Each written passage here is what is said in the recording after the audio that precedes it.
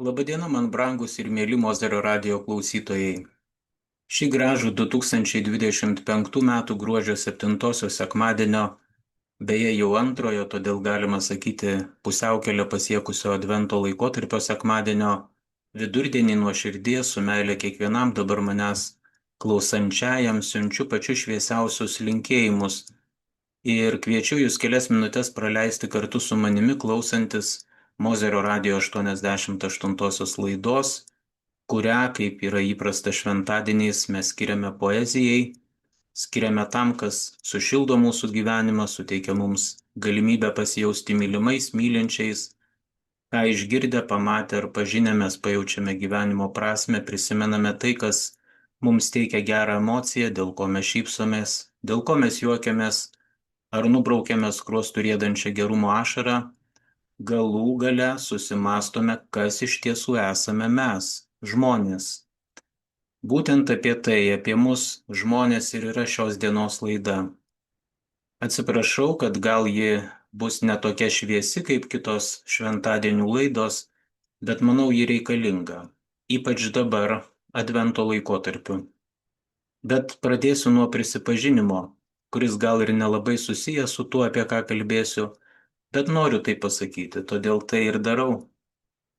Galvodamas apie šios dienos mūsų susitikimą svarsčiau, ko norėčiau, ko būtų prasminga su jumis pasidalinti, na kaip ir visada. Ir šiandien apsisprendęs dėl mūsų susitikimo temos, nežinau kodėl, bet pagalvojau apie, manau jūs nustebsite, pagalvojau apie dirbtinį intelektą. Kągi mąstau, jei tokios mintys jau sukasi mano galvoje, paklausiu, o ką įdomaus, prasmingo mano pasirinkta tema gali papasakoti tas, kuriuo nūnai tapo taip populiaru ir madinga naudotis. Taip, jis akimirksniu ant mano stalo stovinčiai šio laikmečio rašymo mašinėliai paserviravo daug gražių ir protingų minčių, kurias sudėjo į literatūriškai tvarkingus, taisyklingus sakinius. Tačiau skaitydamas juos, ir kuo ilgiau juos skaičiau, tuo tas įspūdis buvo stipresnis, aš supratau, kad dalintis tuo su jumis aš nei galiu, nei noriu, nes visa tai yra ne mano, nes visa tai yra netikra. Pabūsiu nekuklus, netikra ir ne mano ne todėl, kad negalėčiau ar visai jau nemokėčiau rašyti ir jums papasakoti taip pat ar panašiai gražiai ir taisyklingai, o todėl, kad tuose dirbtinio intelekto man padiktuotose žodžiuose nėra nei lašo manęs, nėra nei vienos mano DNR. Manau, nereikia sakyti, jūs jau supratote, visą tai, ką jums jau anksčiau esu pasakojęs, visą tai, ką pasakoju dabar ir pasakosiu ateityje, buvo, yra ir bus tik mano paties jums sukurtas tekstas, žodžiai iš širdies į širdį. Taip, gal jis netoks įmantrus, gal netoks kalbant žargonų mandras tas tekstas, bet jis visada buvo, yra ir bus mano. Jis nebus negyvas dirbtiniu intelektu. Jis bus gyvas manimi tokiu, kokiu aš esu, kokiu tuo momentu noriu su jumis būti, kokiu aš kaip teisininkas jaučiu pareigą būti. O šiuo advento laikotarpiu dar labiau svarbu yra pasakyti, kokiu aš kaip žmogus, kuriam Dievas, kaip ir kiekvienam iš mūsų, suteikia ypatingų galių, jaučiu pareigą būti ir kokiu aš, nepaisant nieko, stengsiuosi būti. Suprantu, kad norėdamas įtikti miniai, turėčiau daug ką nutylėti, nes minia yra negailestinga. Vieną dieną į tave aukština, kitą dieną mėto į tave akmenis ir niekina. Taip yra, nes minia trokšta žaidimų, tikisi iš tavęs pataikavimo minios emocijoms, svarbu pabrėžti ir nemalonu tai pripažinti dažniausiai neigiamoms emocijoms, nes tik tokios dirgina minios smegenis ir ją užveda. Minios nejaudina gražūs žodžiai, šviesios mintys, mažai jie jaudina ir geri darbai. Nejau nepastebėjote, kad tapome narkomanais, tapome priklausomi nuo negatyvo, nuo neigiamų žinių, nuo agresijos, smurto. Toks narkomanas net ir į iš esmės gerą žinią žvelgia su nepasitikėjimu, stengiasi joje pamatyti kažkokį sąmokslą, kažkokią paslėptą mintį, kuri nebūtinai ten yra. Minia trokšta kraujo ir keršto. Ji trokšta, ji reikalauja kraujo keršto. Miniai patinka teisti dar nenuteistą, ji jaučiasi esanti teisi ir turinti teisę teisti. Ji jaučiasi galinga, jaučiasi esanti nebaudžiama ir turinti teisę spręsti, kas yra teisinga, o kas ne. Minia nėra linkusi nei atleisti, nei suprasti, minia nemoka mylėti, ji nėra sutverta siekti tikro teisingumo, kuris toli gražu nereiškia vien tik teisingo atpildo prasikaltusiejam. Teisingumas yra kur kas daugiau nei tik teisingas atpildas prasikaltusiejam.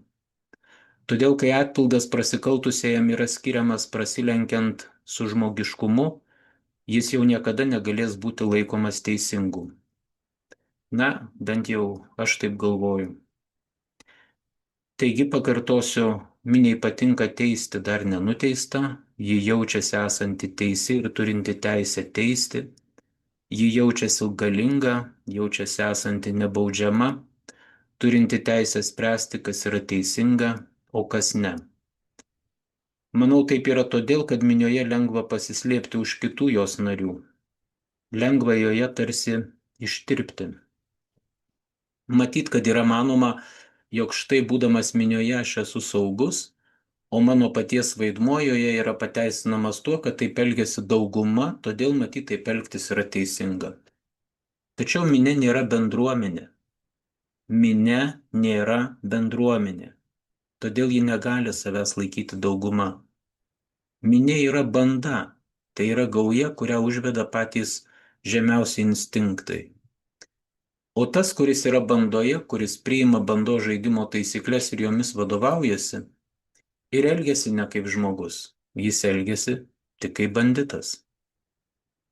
Tuo tarpu žmogaus gebėjimas atleisti tai nepaprasta vidinė jėga, kuri dažnai reikalauja žymiai daugiau drąsos nei kerštas ar pyktis. Tačiau minia netoleruoja nei gebėjimo atleisti, nei gebėjimo suprasti, nei gebėjimo suvaldyti savo žemiausius instinktus. Turėdamas tokias savybės, tu esi silpnąja minios grandimi, todėl būsi iš ten išspirtas tau nespėjus susivokti. Tiesą sakant, turėdamas tokias savybės, ar bent jau stengdamasis jomis vadovautis, tu greičiausiai niekada nepateksi į minią. Ne tik ir ne tiek dėl to, kad minia tavęs nepriims, kiek dėl to, kad tu pats net nežiūrėsi jos pusę. Gerai, kad įtariamasis buvo sulaikytas. Tikiuosi, kad sulaikytasis ir yra tragedijos kaltininkų, nes kitu atveju tikrasis žudikas vis dar laisvėje ir kelia pavojų visuomeniai. Ne, nelaikykite manęs kvailiu. Aš tikrai labai gerai suprantu, kad tokia tikimybė nėra didelė. Bet vis tik, o kas jei tai ne jis? Galų gale, niekas nėra kaltas, kol teismo neįrodyta kitaip. Teismo, o ne minios ir net ne policijos ar prokuroro, o būtent teismo.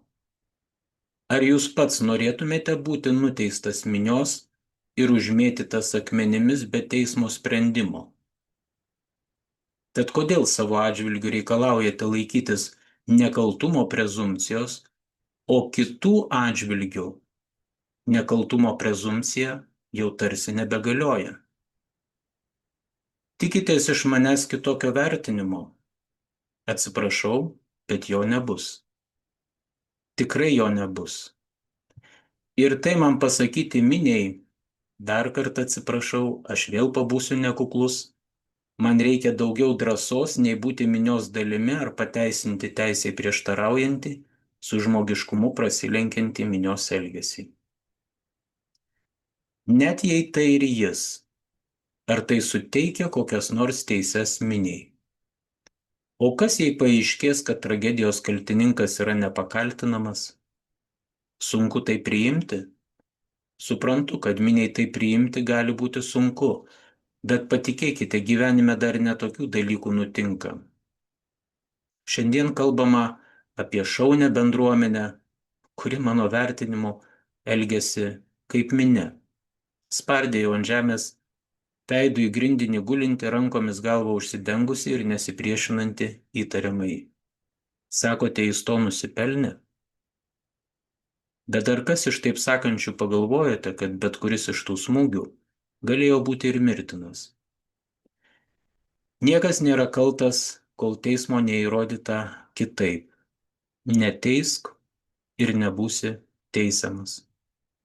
Ačiū tiems, kurie manęs klausėsi, dėkoju tiems, kurie mane išgirdo. Sudiev, mėlyjeji, ramybės jums ir jūsų namams.